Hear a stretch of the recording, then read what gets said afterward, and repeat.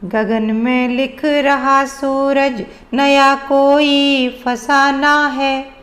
हमारे गांव का मौसम हुआ फिर से सुहाना है। गगन में लिख रहा सूरज नया कोई फसाना है।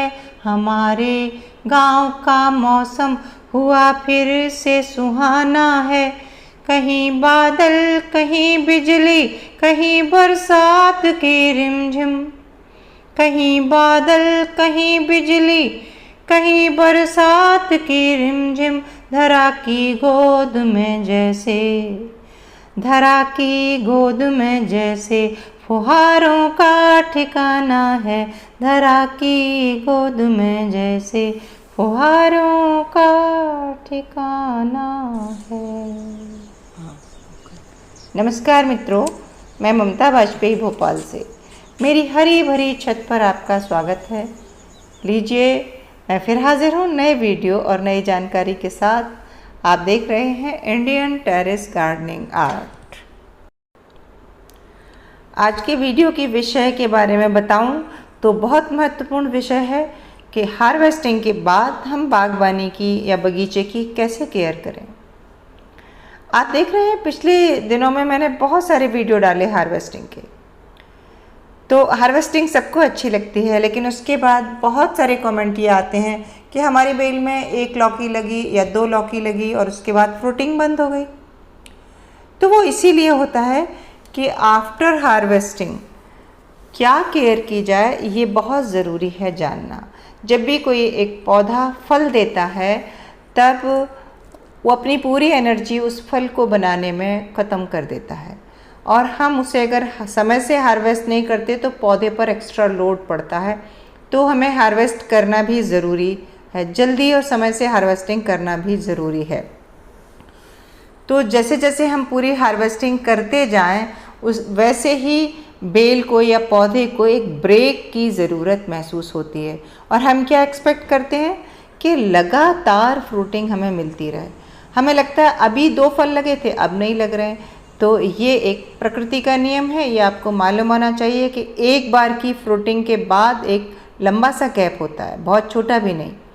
और अगर बेल वर्गीय सब्जियां हैं, जैसे कि ये 3 लगी हैं और मैंने तीनों हार्वेस्ट कर ली हैं, ये मेरी रिकॉर्डिंग हार्वेस्टिंग के पहले की है। अभी मैं तीनों हार्वेस्ट कर चुकी हूँ। तो इसके बाद मुझे क्या करना है कि बेल में थोड़ी सी नई ग्रोथ आए, क्योंकि बेलों में जो नई ग्रोथ आएगी, अब नए फ्रूट्स सिर्फ नई ग्रोथ में लगेंगे, पुरानी ग्रोथ में अब कोई नया फल नहीं आने वाला है। तो हमें ध्यान देना है। और हम क्या करेंगे, इसके लिए हम सबसे पहले लिक्विड मैन्योर देंगे। और जहाँ तक लिक्विड मैन्योर की जब बात आती है, तो ये मैं जो दे रही हूँ, ये मेरा जो वुड एप्पल जूस होता है, ये उसका मैन्योर है, बेलगिरी का खाद जिसे कहते हैं। इसे कैसे बनाया था इसका मैं लिंक दे दूंगी डिस्क्रिप्शन में, आप देख लेना, मेरे चैनल पे मैंने बनाना बताया है। लेकिन मैं ये नहीं कह रही हूँ कि आप बेल का ही दीजिए, मेरे पास ये था तो मैंने दिया है। आप सरसों की खली का भी दे सकते हैं, आप वर्मी कंपोस्ट को गलाकर, या आपके पास गोबर की खाद है उसको गलाकर, या कि फिर सब्जियों के छिलके हैं तो उन्हें भी हम पानी में सड़ाकर उस पानी को देते हैं, या कि गार्डन का गार्बेज है, हरे पत्ते हैं, उसको भी हम पानी में गला देते हैं, और वो जब सड़ जाता है तो वो पानी भी हम देते हैं। तो जिसे कुछ लोग वर्मी वॉश भी कहते हैं, जो वर्मी कंपोस्ट बनाते समय नीचे निकल के आता है। तो आपको लिक्विड फॉर्म में अगर आप कुछ भी दे देंगे तो तुरंत फ़ायदा होगा। अब प्रश्न उठता है कि लिक्विड फॉर्म ही क्यों, सॉलिड क्यों नहीं? तो हम सॉलिड भी अभी देंगे, वो भी मैं आपको बताऊंगी। लेकिन जो ये लिक्विड फॉर्म वाला मैन्योर है, ये प्लांट को तुरंत इंस्टेंट फूड है, क्योंकि ये लिक्विड फॉर्म में आया है। पौधा जब खाना लेता है और हमने उसमें अगर सूखा खाद डाला तो उसको इस अवस्था में आते आते कि पौधा उसको अवशोषित कर सके या ले सके, उसे काफ़ी समय लगता है। इसीलिए मैं हमेशा कहती हूँ कि जो गोबर खाद है या वर्मी कंपोस्ट है, ये स्लो रिलीज फर्टिलाइज़र हैं। ये धीरे धीरे धीरे रिलीज होते रहते हैं और पौधे को पोषण देते रहते हैं। लेकिन लिक्विड जो है वो इंस्टेंट फूड है, अभी आपने डाला अभी उसको मिल जाएगा।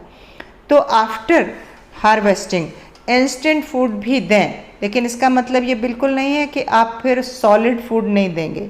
आपने ये इंस्टेंट फूड दे दिया, 2 दिन 4 दिन का गैप ले लिया आपने, और उसके बाद हम इसमें ऊपर से गोबर की खाद डालें, किचन कंपोस्ट डालें या वर्मी कंपोस्ट डालें, जो भी आपके पास हो, उपलब्ध हो, वो आप डालें।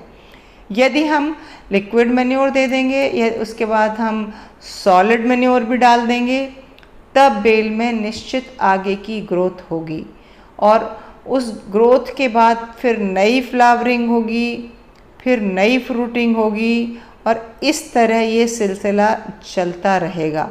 ज़्यादातर लोग क्या करते हैं कि बेल लगा दी और एक बार मिक्सचर अच्छा बनाया, या वो खाद वगैरह डालते भी हैं तो तब भी उन्हें एक पर्टिकुलर नियम नहीं पता है कि एक तो जब बेल ग्रोथ कर रही है तब हमने खाद डालना है, प्रोसेस यही है, लिक्विड भी डालें सॉलिड भी डालें।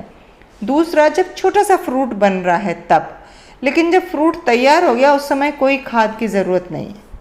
जब फ्रूट बहुत छोटा बन रहा है, पौधा फ्लावरिंग पे आने वाला है, तब कुछ समय होते हैं जब हमने सीड सोइंग की तुरंत कोई खाद की ज़रूरत नहीं है। मैंने बताया पहले, जब जैसे पौधे ने ग्रोथ ले ली फिर आप खाद डाल देते हो, और जैसे ही पौधा फ्लावरिंग पे आया, फ्रूटिंग पे आया, ये देखिए मैं अब ये बैंगन के जो ग्रो बैग हैं इनमें हम खाद मिक्स मिट्टी डाल रहे हैं। यदि आपके पास प्योर खाद हो तो आप प्योर खाद भी डाल सकते हैं। मेरे पास खाद कम थी तो हमने इसमें थोड़ी मिक्स मिट्टी मिलाई है, और धान की भूसी तो मेरी मिट्टी में होती ही है। और ये हम क्या कर रहे हैं, इसमें हार्वेस्टिंग नहीं की है हमने, लेकिन ये नए प्लांट्स हैं बैगन के और इनमें छोटी छोटी फ्रूटिंग स्टार्ट हुई है, फ्लावरिंग स्टार्ट हुई है। तो इस नए फ्रूट को एकदम से मैन्योर मिलेगा तो फ्रूट का साइज अच्छा निकल के आएगा। तो जब आप ग्रो बैग भर रहे हैं तो ये भी एक टिप है, उसमें इतनी जगह छोड़ें कि उसमें जो हम थोड़ा थोड़ा ये खाद डालते रहें। 3-4 बार अगर हम खाद डालेंगे तो उतनी स्पेस उसमें होना चाहिए। और यदि आपके पॉट में स्पेस नहीं है तो आप ऊपर का 2 इंच 3 इंच का मिट्टी निकाल दें या हटा के तने की तरफ सरका दें। उसके बाद आप उसमें ये खाद डालें,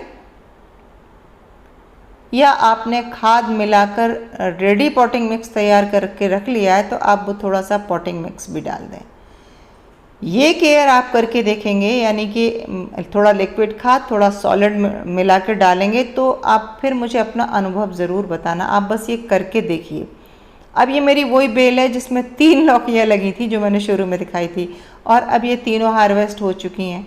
अब मैं इसमें बिल्कुल भी मिट्टी नहीं, प्योर गोबर की खाद भर रही हूँ, और मैं करीब ये आधा इंच मोटाई वाली लेयर पूरे गमले में लगा दूँगी, और इसके ऊपर से मैं प्लेन मिट्टी से इस गोबर को ढक दूँगी।